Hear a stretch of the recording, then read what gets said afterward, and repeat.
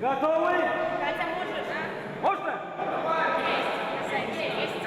Здесь лучшие из лучших со всей страны. Более 40 команд, свыше 300 молодых людей, заряженных на спорт и здоровый образ жизни. В течение нескольких дней участникам предстоит сдать подтягивания на перекладине, бег, метание спортивного снаряда, стрельбу, плавание и многое другое. По мнению главного судьи, возглавляющего судейскую коллегию со дня основания фестиваля ГТО в России, с каждым годом команды становятся все сильнее. В 2015 году впервые фестиваль состоялся в городе Белгород, и ежегодно он проходит в различных городах нашей страны. Да, сейчас мотивация у студентов попасть в команду очень-очень велика. Уровень, естественно, вырос и достаточно серьезно. Каждый готовится, и самое главное, происходит жесткий отбор в регионах. То есть сюда приезжают уже сильнейшие спортсмены, сильнейшие студенты со своих регионов. Будущий тренер по футболу Елена Торшина из Оренбурга только что сдала норматив поднимания туловища из положения лежа на спине. Простыми словами, пресс. Делится впечатлениями. Довольна своим результатом, потому что сделала больше. Считаю, после лета мы не так уж сильно тренировались, а тут приехали и сразу такой результат. Я считаю, что это нормально. Лера, давай! Молодец, отлично!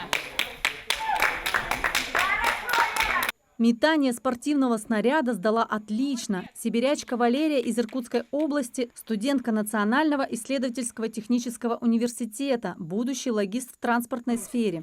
Со спортом девушка с детства на «ты».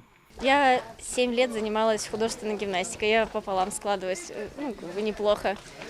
А так, у нас у каждого члена команды есть свои сильные стороны. Мы занимаемся вообще кроссфитом, это многоборье ГТО. И параллельно, коль нас собрали в команду, то и решили подготовиться к этим соревнованиям.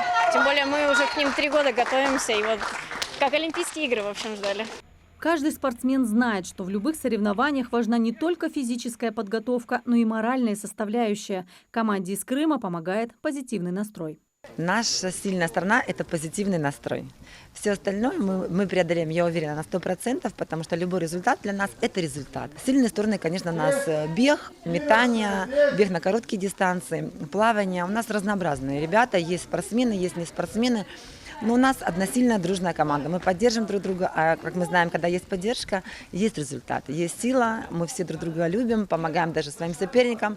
Мы одна семья, мы одна страна, и нужно относиться ко всему с позитивом. В командах как любители, так и участники, имеющие спортивные разряды. Все они победители региональных состязаний. Для того, чтобы попасть на всероссийские соревнования, наши ребята проходили региональный отборочный этап. А до этого был внутри вуза этап, по которому мы выбирали самых сильных студентов, соответственно. Наша команда Вятского государственного университета представляла на регионе наш университет. И по счастливой случайности наш университет и победил. И что самое хочу отметить, что наши ребята не только победили, они заняли первые и вторые места на всех этапах среди 5 университетов нашего региона. И еще одно важное условие – у всех участников фестиваля «Готов к труду и обороне» должен быть значок ГТО. Впервые это физкультурное движение было сформировано в СССР в 1931 году. Когда в Советском Союзе официально утвердили спортивный комплекс «Готов к труду и обороне», британская газета «Таймс» написала: у русских появилось новое секретное оружие под названием ГТО. В современной России это секретное оружие ГТО возродили в 2014 году по решению главы страны Владимира Путина. Сильные, выносливые, все как на подбор. А скоро будут еще и в единую форму одеты. В будущем всех участников фестиваля ГТО планируется обеспечить парадной спортивной одеждой. Указа Владимира Владимировича, чтобы в рамках импортозамещения, чтобы все наши спортсмены выглядели и были одеты в единую спортивную форму. Лига «Рустим», именно полный цикл производства находится здесь, в России.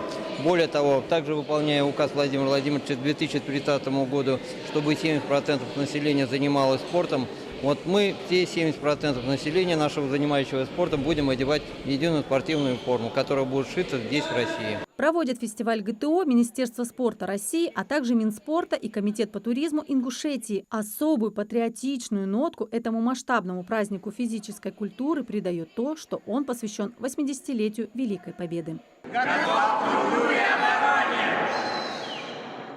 Анастасия Шишина, Султан Бугучев, Магаз 24.